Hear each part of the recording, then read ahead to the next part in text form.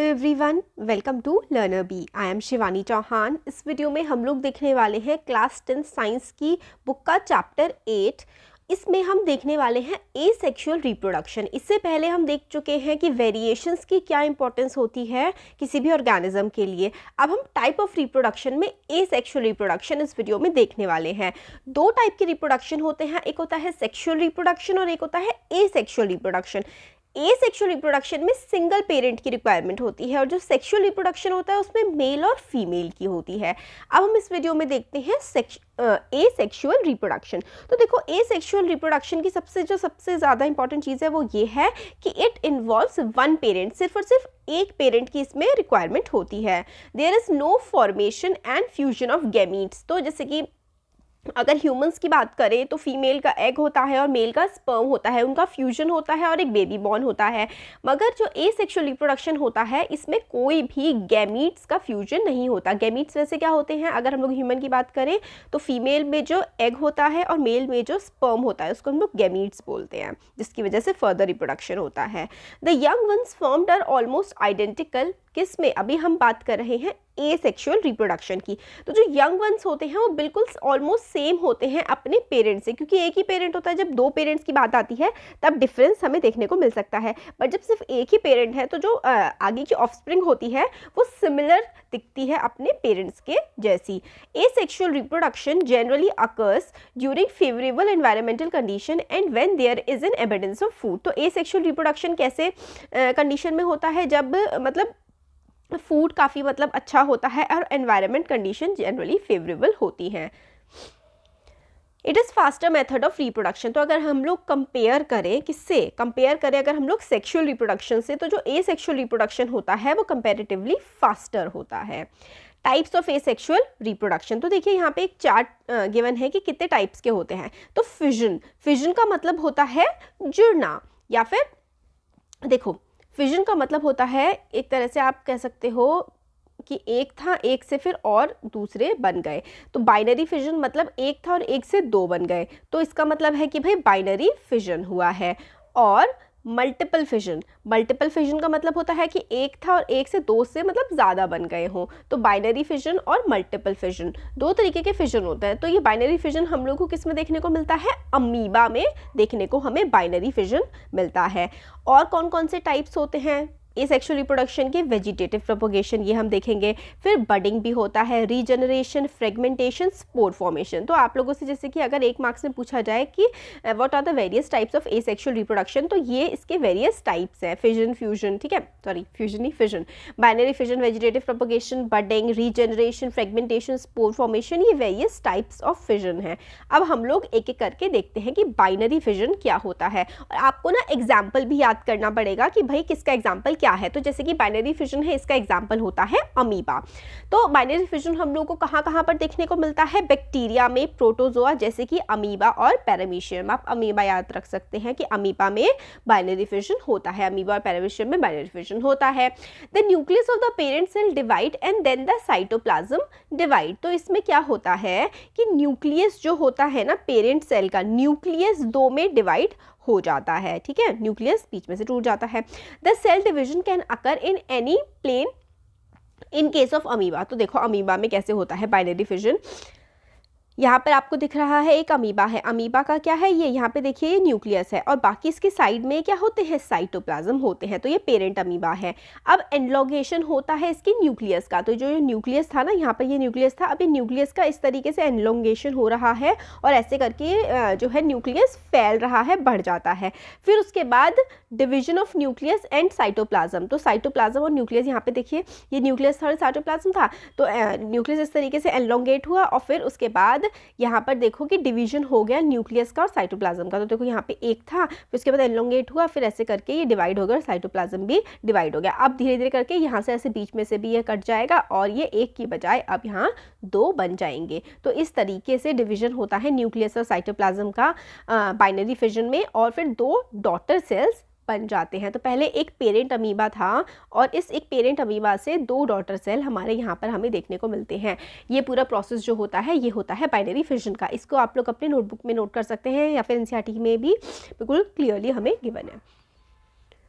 तो ऑर्गेनिजम्स जैसे कि लिशमेनिया, जिससे काला अज़र बीमारी होती है, विच have a whip like flagella, whip मतलब ऐसे करके ऐसे लंबा सा ऐसे करके होता है, whip like flagella, binary fission occurs in definite orientation in relation to flagellum. तो मतलब जैसे कि ये जो होता है अमीबा, इसकी तो कोई शेप नहीं होती और ऐसे ही बिना किसी शेप के इसमें फिजन हो जाता है, यानी कि ये टूट जाता है। तो लीशमेनिया में देखो इस तरीके से होता है, पहले ये ऐसे करके इसकी इस तरीके की शेप होती है, फिर ऐसे देखो ऐसे से ये इसका न्यूक्लियस ऐसे डिवाइड होता जाता है, फिर उसके बाद ये दो बन जाते हैं, फिर दो के बाद ये ऐसे जैसे कि पैर से जैसे चिर गया हो, जैसे केला टाइप का बन गया हो, फिर ऐसे करके हो जाता है ये, और फिर इसके न्यूक्लियस एक इस तरफ चला जाता है और एक इस तरफ, तो ये ऐसे करके ये दो में डिवाइड हो जाते हैं। तो बाइनरी फिजन लीशमेनिया में इस तरीके से होता है, जैसे कि यहाँ पर आपको फिगर में दिखाया गया है। इनको आप लोग अपने नोट्स के फॉर्म में भी लिख सकते हैं और मतलब बाद में रिवीजन कर सकते हैं। ये हो गया बाइनरी फिजन, हम लोगों ने देख लिया। अब हम देखते हैं कि मल्टीपल फिजन कैसे होता है। तो मल्टीपल फिजन हम लोगों को प्लाज्मोडियम में एक मलेरियल पैरासाइट जो होता है उसमें हमें मल्टीपल फिजन देखने के लिए मिलता है। तो in this during unfavourable condition the parent cell develop a thick resistant wall around itself forming a cyst.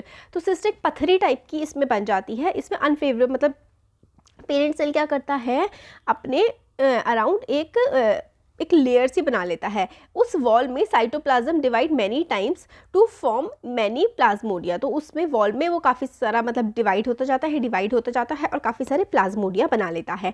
When condition become favourable the cyst wall break and the plasmodium are released. तो देखो इसमें कैसे होता है, multiple fission में एक cell था, फिर उसके बाद ये देखो एक पेरेंट सेल था, ऐसे करके ये सेल था, फिर इसके बीच में क्या है, न्यूक्लियस है, बाहर की तरफ सेल है, बीच में क्या है, बीच में हमारा यहाँ पर न्यूक्लियस है, फिर ये जो है ये हमारा पेरेंट सेल है, ठीक है, पेरेंट सेल, और इसके बीच में क्या है, न्यूक्लियस है। फिर इसमें मतलब प्रोटेक्टिव कवरिंग बनती जाती है, तो एक न्यूक्लियस से काफ़ी सारी जो है न्यूक्लियाई बनती जाती है। Many nuclei content in cyst. तो ये सिस्ट होता है बाहर की तरफ, इसमें काफ़ी सारे न्यूक्लियाई होते हैं, और फिर सिस्ट जो है ये बाहर वाला ब्रेक हो जाता है एंड डॉटर सेल उसमें से क्या होते हैं, रिलीज हो जाते हैं। सिस्ट ये जो है बाहर वाला ये ब्रेक हो जाता है और डॉटर सेल इसमें से रिलीज होने लगते हैं। तो ये हो गया मल्टीपल फिजन। अब आता है budding. Budding seen in yeast, या फिर इसको हम फंगस कहते हैं। The parent cell developed a protrusion और an outgrowth at its upper end. तो ऐसे मतलब जैसे कि आउटग्रोथ, जैसे ये है ना ऊपर की तरफ आउटग्रोथ हम लोगों को देखने को मिलती है। देखिए जैसे कि यहाँ पर देखो कि ये क्या था, एक सेल था ईस्ट का, इसमें न्यूक्लियस था। देखिए ज़्यादातर में क्या होता है ना कि न्यूक्लियस का ही डिवीजन हो रहा होता है, न्यूक्लियस डिवाइड हो रहा होता है। तो इसमें ये देखिए पेरेंट सेल था और फिर इसका न्यूक्लियस था। अब न्यूक्लियस देखो इस तरीके से ऐसे करके जा रहा है, यहाँ पर देखो ऐसे करके जा रहा है और एक बर्ड टाइप की फॉर्म ये कर रहा है, ठीक है, फिर एक बर्ड टाइप की फॉर्म कर रहा है। फिर यहाँ पे ये था एक न्यूक्लियस, फिर एक साइटोप्लाज्म, मतलब इसका मतलब पूरा न्यूक्लियस बिल्कुल ही अलग हो जाता है। बट विद द न्यूक्लियस, इस न्यूक्लियस से एक न्यूक्लियस अलग हो जाता है, साइटोप्लाज्म का भी डिवीजन होने लगता है, और इस तरीके से ना ये छोटी छोटी बहुत सारी बर्ड्स बनने लगती है। Daughter yeast cell, chain of yeast cell form parent cell से, मतलब एक सेल से कितनी सारी और भी सेल्स बनने लगती हैं, इसको हम लोग कहते हैं बडिंग। तो एक सेल था उससे बहुत सारी उसकी छोटी छोटी बड्स बनने लगी, इस प्रोसेस को हम लोग कहते हैं बडिंग हो रही है। तो the nucleus of the parent cell divide, तो न्यूक्लियस जो है पेरेंट सेल का डिवाइड होता है and one of them moves into the outgrowth which grows bigger and finally separate from the parent cell to lead an independent existence। तो इस तरीके से ये डिवाइड होता जाता है। तो इस तरीके से देखो एक सेल होता है और उससे छोटे छोटे और बहुत सारे आउटग्रोथ्स निकल जाती हैं। अब हम लोग बडिंग इन ईस्ट ऐसे होती है। अब हाइड्रा में किस तरीके से बडिंग होती है, देखिए एग्जाम में आप लोग मतलब जो आपकी बुक में है वो हाइड्रा के बारे में अच्छे से बताया गया है। तो इसमें देखो यहाँ पे कि parent hydra developed a bud at its lower end. तो यहाँ पे देखो ये पेरेंट हाइड्रा है और यहाँ इसमें नीचे की तरफ ये एक बड इसने यहाँ पर डेवलप कर ली है।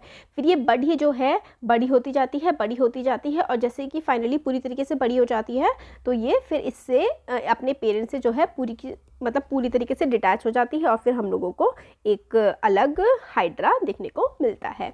तो parent hydra develop a bud at its lower end, this grows in size and finally breaks off to live independently. फिर ये बिल्कुल ही अलग हो जाती है।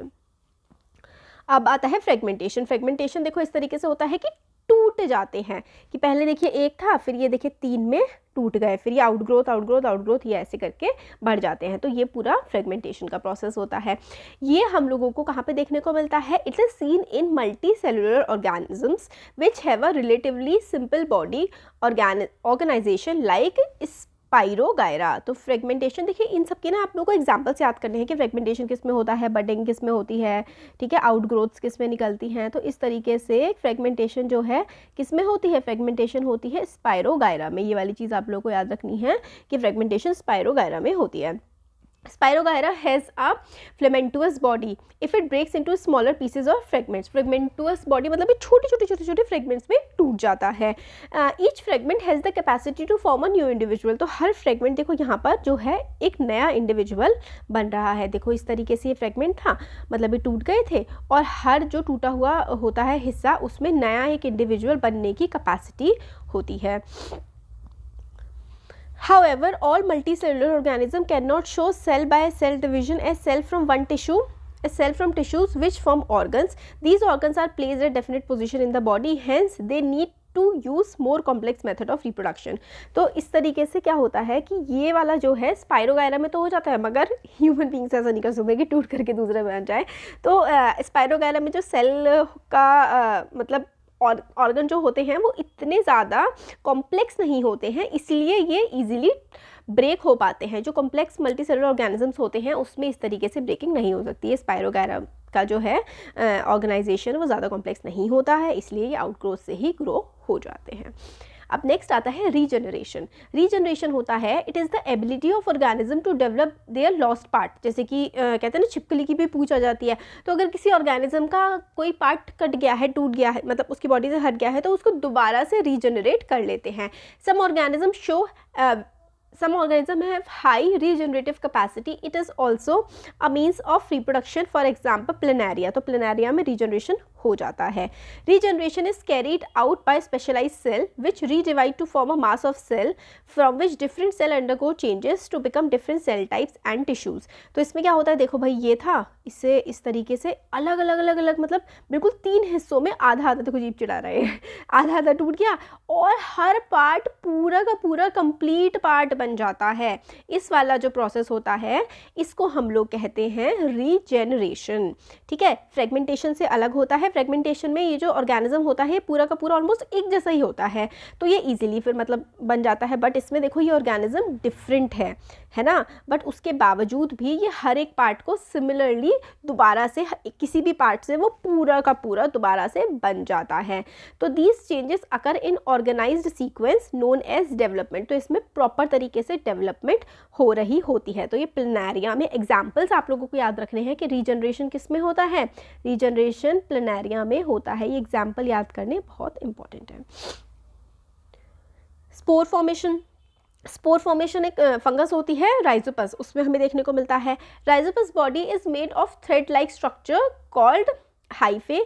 The erect hyphae bears sporangia inside which reproductive structures called spores are form. तो इसमें क्या होता है, स्पोर्स होते हैं, छोटे छोटे स्पोर्स क्या होते हैं, छोटे छोटे इस टाइप के दाने टाइप के होते हैं। Spores are asexually reproducing bodies having a thick protective wall. तो इसकी जो बाहर की वॉल होती है ना वो काफ़ी ज़्यादा प्रोटेक्टिव होती है, मतलब ये स्पोर है और स्पोर के बाहर, ताकि ये मतलब अंदर वाला जो पार्ट है वो प्रोटेक्टेड रहे, इसलिए बाहर की वॉल काफ़ी स्ट्रॉन्ग होती है। They are produce during unfavourable times and help to tide over the unfavourable environment condition. When the spore fall on the suitable medium, each one forms a new individual. तो बाहर की layer इतनी protective इसलिए होती है क्योंकि ताकि ये जब तक इनको फेवरेबल कंडीशन या फिर ऐसी कंडीशन इनको ना मिले जिसमें ये जनरेट हो पाए, ऐसी कंडीशन इन्हें जब तक नहीं मिलती हैं तब तक जो है ये खुद को बचा के रखते हैं। जैसे इनको अच्छी फेवरेबल कंडीशन जिसमें ये रिप्रोड्यूस कर सकते हैं ऐसी कंडीशन मिल जाती है तो फिर ये बाहर की प्रोटेक्टिव वाली लेयरिंग हट जाती है और ये फिर आराम से रीजनरेट कर पाते हैं। तो स्पोर फॉर्मेशन का प्रोसेस होता है राइजोपस में। ठीक है, तो ये स्पोर्स हो गए और इसमें पूरा हमें डायग्राम देखने को मिलता है। अब नेक्स्ट आता है वेजिटेटिव प्रोपगेशन। तो method by which plants reproduce by there vegetative part, जैसे कि रूट्स, स्टेम्स एंड लीव्स। जैसे कुछ प्लांट्स होते हैं ना, कोई देखो जड़ों से तो सब हो जाते हैं, कुछ पत्तियों से भी हो जाते हैं, है ना। सिर्फ डंडी से, जैसे कि रोज़ है, तो ये वेजिटेटिव प्रोपगेशन होता है। वेजिटेटिव प्रोपगेशन दो तरीके की होती है, एक होता है नेचुरल वेजिटेटिव प्रोपगेशन और एक होता है आर्टिफिशियल वेजिटेटिव प्रोपगेशन, जिसको हम लोग टिश्यू कल्चर से, मतलब लेबोरेटरीज वगैरह में जनरेट करवाते हैं। लीव्स से किस में होता है, यहाँ देखो, ये जो Bryophyllum, buds at the end of Bryophyllum leaf give rise to new plant. तो मतलब आप इसकी पत्ती तोड़ के बायरोफाइलम की, जैसे कि आपने पत्ती तोड़ करके कहीं पर उगा दोगे ना, सिर्फ पत्ती से ही ये पूरा का पूरा प्लांट उगाता है, क्योंकि इसके साइड में जो है बर्ड्स आ जाती हैं लीव से। लीव्स का एग्जाम्पल है बायरोफाइलम। स्टेम से यानी कि डंडी से, तो इस तरीके से स्टेम आप काट करके लगा दोगे तो बन जाएगा। रोज़ में भी ऐसे होता है, गन्ना जो शुगर केन होता है ना, शुगर केन भी इसी तरीके से उगाया जाता है। तो शुगर केन इसका एग्जाम्पल हो गया है, फिर रोज़ इसका एग्जाम्पल हो गया। और जो रूट्स हैं वो राइजोम जो है टर्मिनल, इसमें बहुत सारी बड्स ऐसे करके निकली होती हैं और इससे आप ज़मीन में गाड़ दो इसको, जैसे जिंजर, अदरक में भी हो जाता है। और पोटैटो, ठीक है, पोटैटो में ये देखो इस तरीके से होते हैं, और आप पोटैटो काट दोगे तो और पोटैटो निकल आते हैं। इसी तरीके से जो शकरकंदी होती है उसमें भी जो ट्यूबर होता है ना, ट्यूबर इस तरीके से हम लोग लगा सकते हैं। तो ये हम लोगों ने काफ़ी सारे, मतलब सारे जितने भी टाइप्स होते हैं एसेक्सुअल रिप्रोडक्शन के, वो सब हमने इस वीडियो में देख लिए हैं। और आपको इसके नोट्स भी, आप पूरा इसको नोट कर सकते हैं। और अच्छा लगा है वीडियो तो ज़रूर चैनल को सब्सक्राइब करिए और अपने फ्रेंड्स के साथ शेयर करिए। Thank you.